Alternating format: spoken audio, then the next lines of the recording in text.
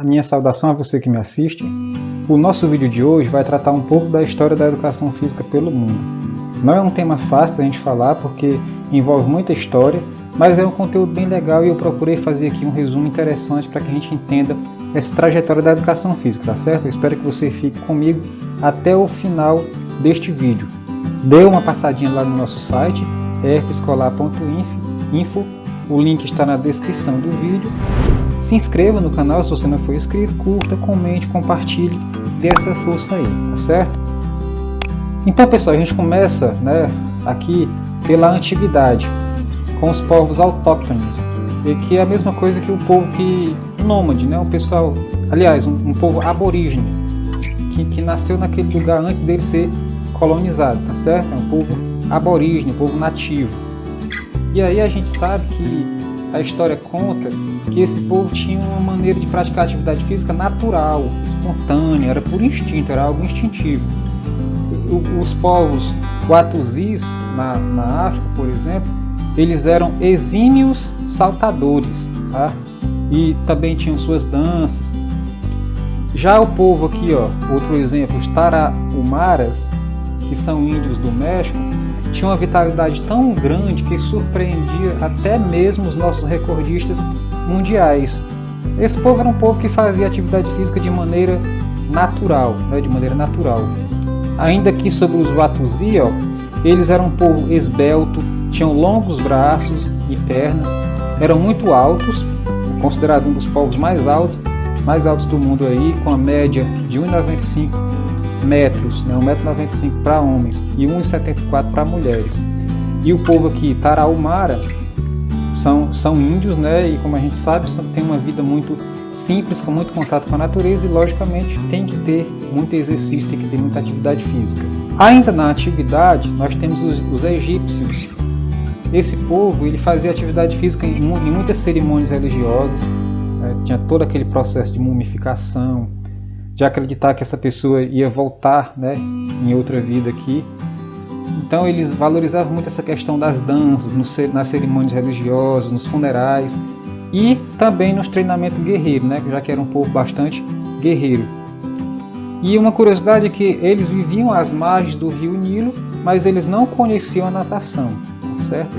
Esses egípcios da antiguidade não conheciam a natação. Ainda na antiguidade, nós temos o povo hindu, tá?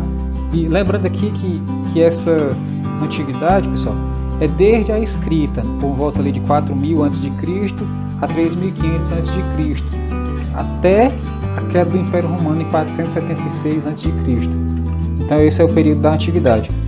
Os hindus, eles gostavam de tratamento pela massagem, gostavam dessa questão da massagem como maneira de cuidar do corpo. Tinham um controle respiratório e muitas vezes eles usavam isso como medida higiênica, como medicina, como uma terapia medicinal. E danças, jogos também eram muito apreciados por este povo. Ainda na antiguidade, nós vamos agora para a China. O povo chinês, eles se preocupavam com a postura correta, sempre tinha essa questão de postura, com a ginástica curativa, principalmente com os hábitos de higiene. Ao longo da história, tem essa característica da educação física, dos esportes, da maneira das pessoas viverem de uma maneira a levar um hábito como hábito de higiene. Eles consideravam o exercício físico e a massagem como necessidade vital para eles. Então nós vemos o quanto os chineses levam a sério a questão da atividade física. Continuando na antiguidade, nós vamos agora para Roma. Os romanos é um povo aí excepcional em termos de esporte, em termos de atividade física, de exercício físico, porque a gente sabe muito bem a história, boa parte das coisas que a gente tem aqui na nossa cultura vem do povo romano. Eles eram um povo guerreiro e assim eles desenvolveram principalmente as artes militares, desenvolveram muitas armas. Os homens eram bastante fortes, bastante musculosos e definidos. E eles também gostavam de corridas de bigas, aquelas carruagenzinhas de cavalos. Também gostavam de duelo de gladiadores, E a gente tem bastante filmes aí que tratam dessa temática, que é bem interessante. Agora nós chegamos à Idade Média, pessoal, que vai de 476 a 1453, com a tomada de Constantinopla pelo Império Turco Otomano. Ó, Idade Média, na Idade Média, como é que era a questão da atividade física?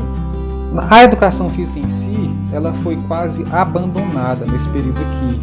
Realizava-se apenas as justas, né, os torneios de justas aqui, que era essa luta bem famosa, que o cavaleiro tinha que derrubar o oponente, né, com essa lança, sem cair do seu cavalo. Era uma luta criada também para que não houvesse machucados, era para evitar o contato assim que machucasse o adversário. O objetivo era derrubar sem cair do cavalo. Passando para o Renascimento, que no Renascimento já é dos séculos XIV ao século XVI, foi na Idade Média, naquela Idade Média ali, quando passou para o Renascimento, a educação física, que tinha sido quase abandonada na Idade Média, começou lá na Itália, que é tida como o berço da educação física moderna, e foram sendo criadas as escolas de educação física, e também foram sendo escritos os primeiros livros. E nós sabemos o quanto é importante o livro e a escrita para qualquer ciência, e com a educação física não foi diferente. Na Idade Moderna e Contemporânea, a Idade Moderna ela começa com o início da Revolução Francesa, certo? Mais ou menos assim, se a gente pegar aqui, a Idade Moderna, o marco dela é a queda do Império Bizantino, e a contemporânea é a Revolução Francesa, que foi em 1789 até os dias de hoje. O que é que a gente vê aí nas idades moderna e contemporânea? A educação física volta a ser necessária e passa a ser ensinada nas escolas, já começa a ter um caráter de escola, de disciplina. Começam a surgir muitas modalidades esportivas, como o handebol, basquetebol, voleibol, os esportes mais modernos que a gente conhece, né, inclusive muitos criados nos Estados Unidos. E o Barão de Coubertin, que foi aquele que fez renascer, ele fez renascer os Jogos Olímpicos, teve uma importância muito grande para divulgar o esporte como um meio de integração entre os povos. É esse o significado da bandeira olímpica.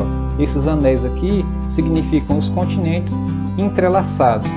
E quando tem a Olimpíada, a gente vê que todos os povos se reúnem mesmo de uma maneira a celebrar, a comemorar a vitória, né, a refletir sobre as derrotas. Enfim, tem todo esse ideal olímpico. Então, pessoal, vou deixar na descrição desse vídeo um material grátis sobre educação física e esporte, também o nosso canal no Telegram. E se você gostou desse vídeo, deixa o seu like, se inscreva no canal se você ainda não é inscrito. Se você puder colaborar com o canal Dicas Educação Física, clique em aplaudir ou em seja membro. E também assista outros vídeos aqui do canal Dicas Educação Física.